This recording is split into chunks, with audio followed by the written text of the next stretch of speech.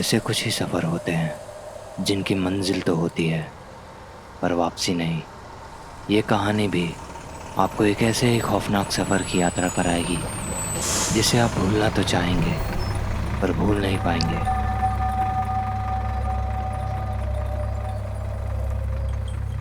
अरिहल गांव में आधी रात का वक्त हो रहा था और सर्दियों की हर रात की तरह आज भी बर्फ की बूंदें चारों तरफ गिर रही थी। यतिन अपने कमरे में बैठा किसी कहानी पर काम कर रहा था। इतने में उसकी नज़र उस बस पर पड़ी। समय ठीक 1:39 हो रहे थे और इस वक्त बस को देखकर यतिन को थोड़ा अजीब लगा। इस वक्त बस, लेकिन 10 बजे के बाद तो सारी बसें बंद हो जाती है। अभी यतिन इन सब चीज़ों के बारे में सोच विचार कर ही रहा था कि इतने में ही वो बस वहाँ से चल देती है।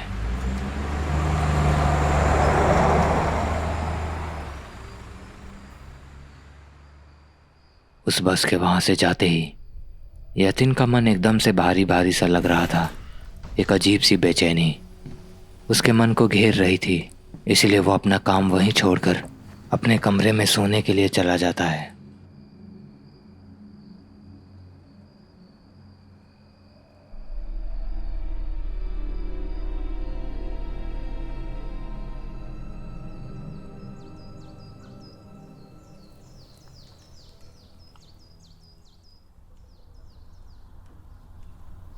यतिन की एक आदत थी कि चाहे रात में वो कितने ही देर से सोया हो पर सुबह 7 बजे वो जॉगिंग करने ज़रूर जाता था।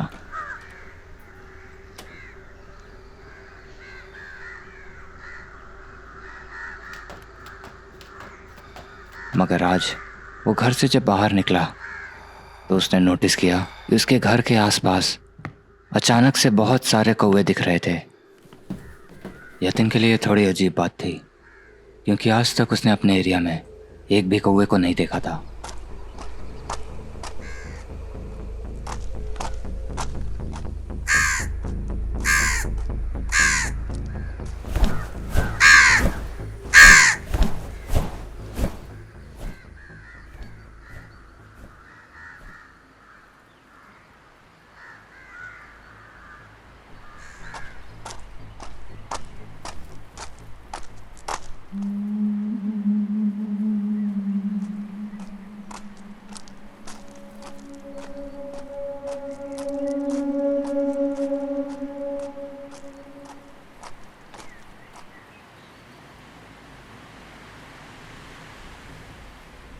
अरे अंकल, नमस्ते।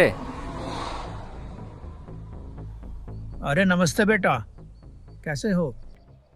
सब बढ़िया है अंकल। आप बताओ, आंटी की तबीयत कैसी है? अभी तो थोड़ा ठीक चल रहा है बेटा। अच्छा है फिर तो। वैसे अंकल, मुझे कुछ पूछना था आपसे। हाँ पूछो। कल रात 2 बजे के करीब में एक बस आई थी अपने एरिया में। रात के 2 बजे? नहीं, ऐसी कोई बस की जानकारी नहीं है मुझे। नेट पर देखा क्या तुमने? हाँ अंकल, मैंने वेबसाइट पे चेक किया पर ऐसी कोई बस नहीं है। अच्छा बेटा, फिर तो वो प्राइवेट बस ही हो सकता है। कुछ लोग आते जाते रहते हैं यहाँ प्राइवेट बस को लेकर। हाँ, हो सकता है। ठीक है अंकल, मैं चलता हूँ। हाँ ठीक है।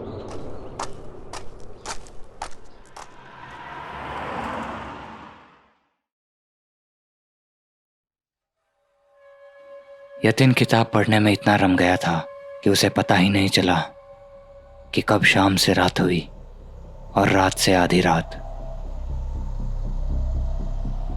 पिछली रात की तरह आज भी वो बस धीरे से आकर यतिन के घर के आगे लग गई।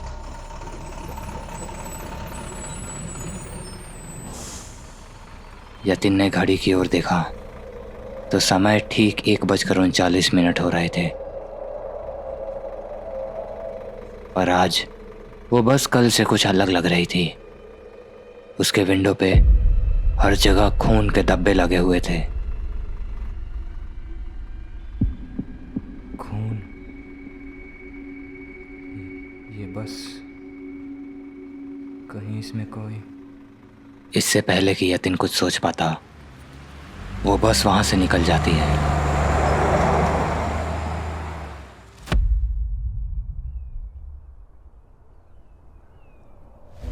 अगले दिन सुबह जब यतिन जॉगिंग करने निकला, उसके मन में यही सवाल चल रहा था कि कल रात जो उसने देखा वो क्या था।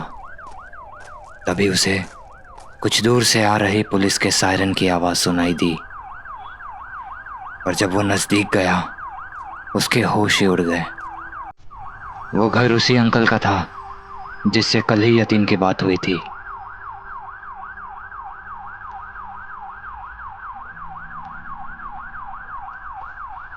एक्सक्यूज मी, ये पुलिस यहाँ क्या कर रही है? क्या हुआ यहाँ? मर्डर केस है, एक औरत की लाश मिली है।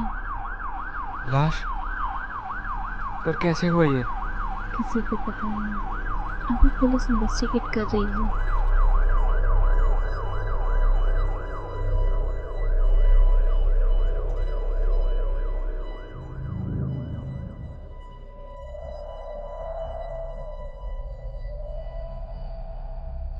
पिछली रात ऐसा क्या हुआ था जो घर के अंदर एक औरत की लाश मिली थी?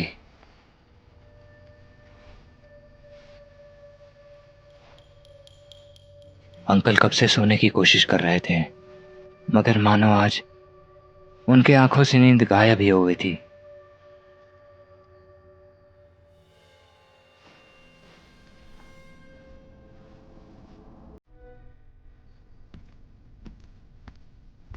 आखिर उनकी नींद उड़ ही गई थी, तो उन्होंने सोचा कि थोड़ी देर हॉल में बैठकर वो टीवी देखेंगे, और अगर नींद आई तो वहीं सोफे पर सो जाएंगे।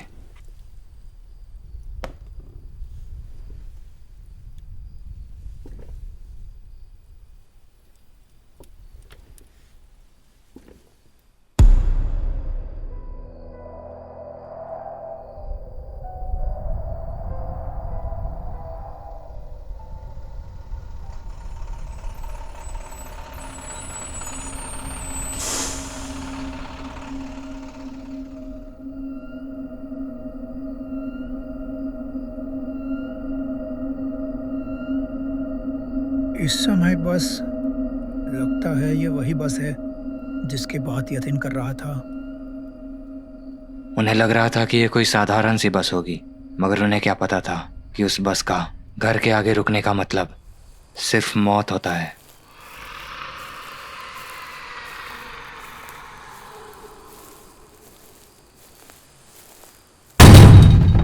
कौन है?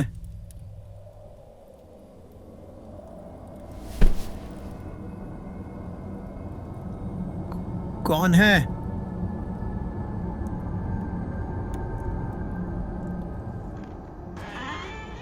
और अब वो मौत उनके घर में प्रवेश कर चुका था।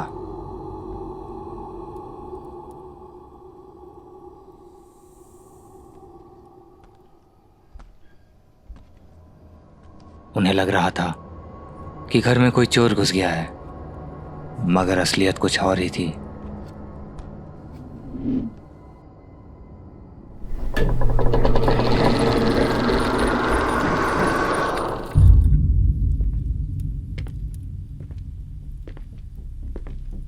घर में हर जगह देखने के बाद भी उन्हें कोई नहीं दिखा। उन्हें लगा कि यह दरवाजा तेज हवाओं की वजह से खुल गया होगा, कि तभी अचानक से घर के अंदर से शीशे टूटने की आवाज आई। कौन है वहां? कौन है?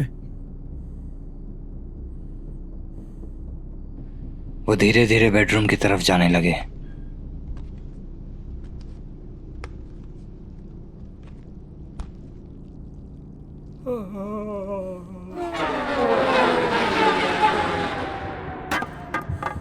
जैसे ही वो बेडरूम में घुसे, उन्होंने देखा कि उनकी पत्नी बुरी तरह से खून में सनी हुई है, और बिस्तर पे हर तरफ मांस और अंतड़ियों के चीथड़े पड़े हुए थे। पूरे कमरे में एक अजीब सी बदबू आ रही थी। ये घिनौना दृश्य देखकर उन्हें उल्टी आने लगी। ये कैसे हुआ?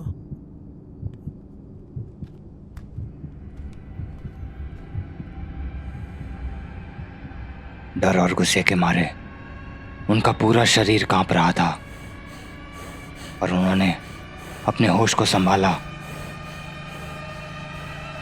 और सबसे पहले पुलिस को कॉल लगाया।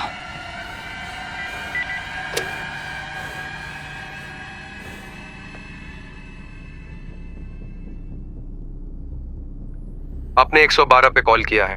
आपकी क्या इमरजेंसी है? हेलो हेलो, मेरे घर में कोई घुस गया है।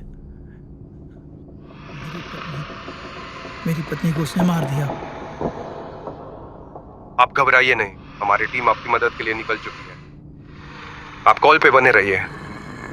अब उन्हें साफ साफ पता चल गया था कि उनकी पत्नी का वो हाल किसी इंसान ने नहीं, एक खूंखार दानव ने किया था। हेलो, उसे देखने के बाद वो बहुत ज़्यादा डर जाते हैं और तुरंत घर से बाहर की ओर भागने लगते हैं। तभी उन्हें वो बस दिखती है और उसमें एक आदमी खड़ा उन्हें अंदर आने का इशारा कर रहा था। डर ने उनके सारे सोचने समझने की क्षमता ख़त्म कर दी थी। वो अपनी जान बचाने के लिए सीधा उस बस में चढ़ जाते हैं, मगर उस बस में जाकर उन्होंने गलती कर दी और उनकी मौत भी बिल्कुल उसी तरह हुई जैसे उनकी पत्नी मरी थी।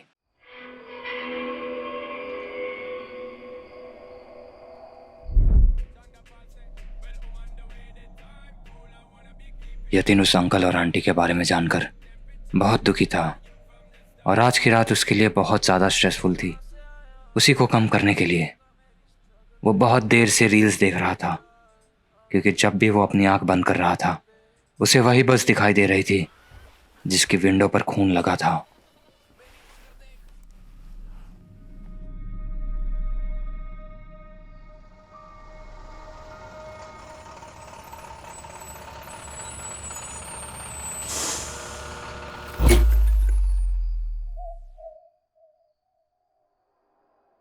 अभी मुश्किल से यतीन अपनी आंखें बंद कर पाया था।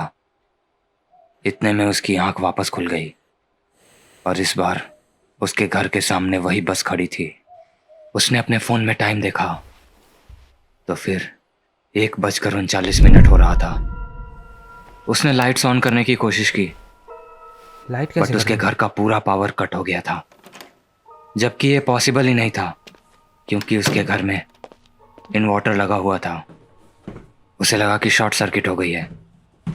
वो घर का मेन कनेक्शन चेक करने के लिए जाने लगा।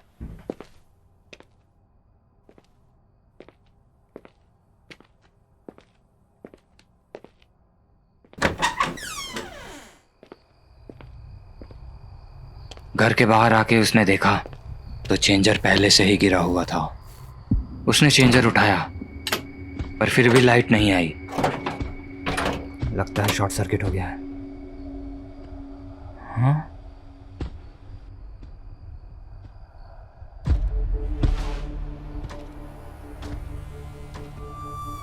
आपने 112 पे कॉल किया है। आपकी क्या emergency? Hello sir, I need help. हाँ बताइए। मेरे घर के सामने एक लाल कलर की बस खड़ी है। उसमें कोई है जो ज़ोर ज़ोर से विंडो पे अपना सर मार रहा है। मुझे लगता है वो मुसीबत में है। आप लोग प्लीज़ जल्दी आइए। सर, ये वही बस है जो कल रात मेरे घर के सामने आई थी। उसके विंडो पे कल खून लगा था। जी, हमारी टीम आपकी मदद के लिए निकल चुकी है। अगर आप उस बस को वहां रोक सकते हैं तो प्लीज कुछ करिए।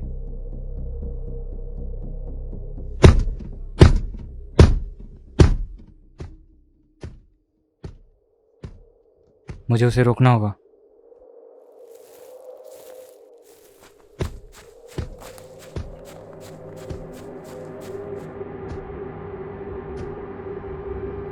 ए, क्या कर रहे हो तुम?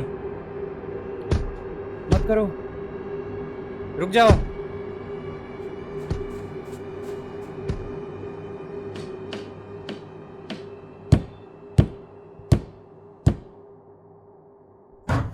दरवाजा खोलो। बस का दरवाज़ा खुल जाता है और यतीन दौड़ते हुए उस लड़की के पास जाता है और उसे रोक देता है, मगर उसके सिर से बहुत ज़्यादा खून बह रहा था।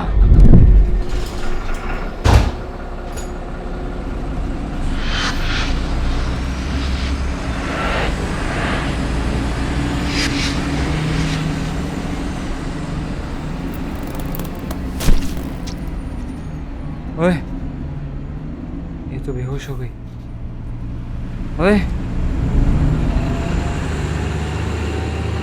वो लड़की अमेरिका की थी और बड़े ही शौक से कश्मीर घूमने आई थी, मगर ये सफर उठो। उसकी जिंदगी का आखिरी सफर बनकर रह गया।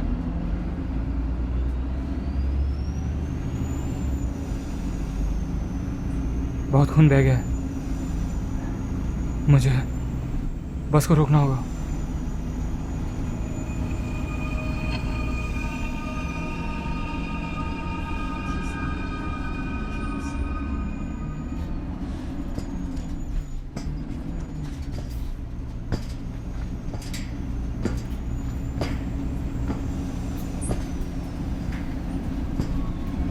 ओए, जल्दी बस को रोक। Help! Help! Help! Help! Someone help! Help!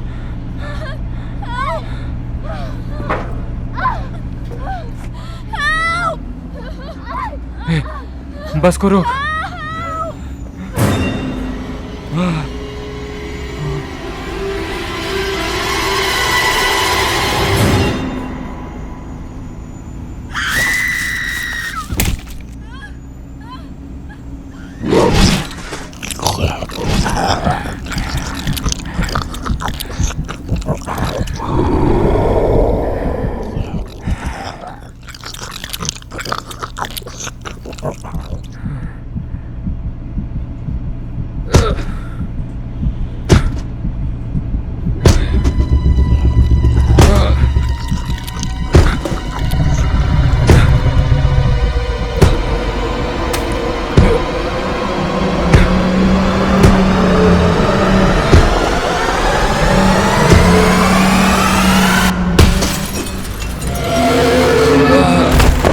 Yatin अपनी जान बचाने के लिए उस बस का विंडो तोड़कर कूद जाता है, मगर बस की स्पीड बहुत ज़्यादा थी और गिरने की वजह से यतिन बुरी तरह से घायल हो गया था।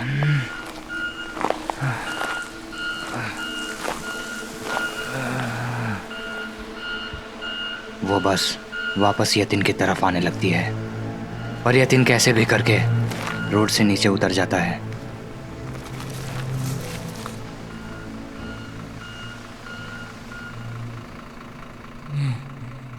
और अंदर जंगल की तरफ जाने लगता है।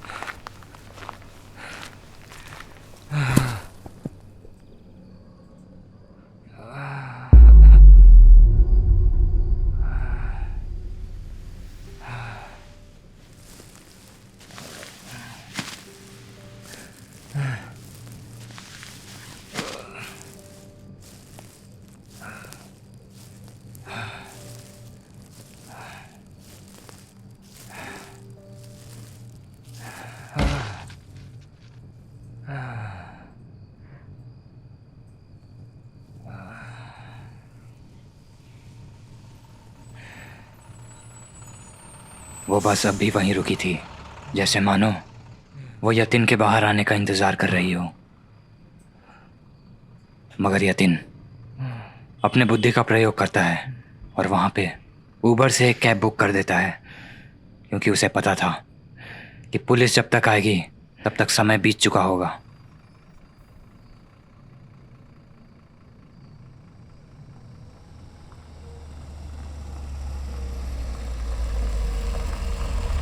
कुछ ही मिनटों के अंदर यतिन ने जो कैब बुक किया था वो उसके लोकेशन पे पहुंच गई।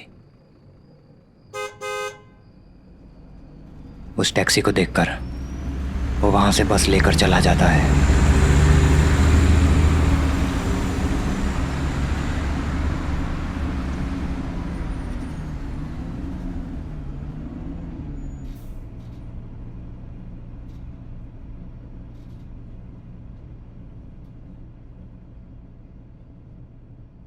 यार इतनी रात में जंगल में कौन कैब मंगवाता है? कॉल करना पड़ेगा उसको।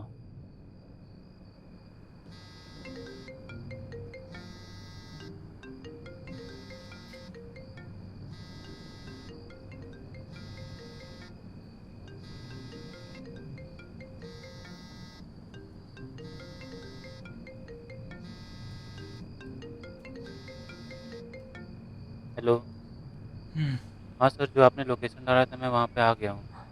1 मिनट आप इंतज़ार करिए, मैं आ रहा हूँ। उस टैक्सी वाले से बात करके यतीन के जान में जान आई।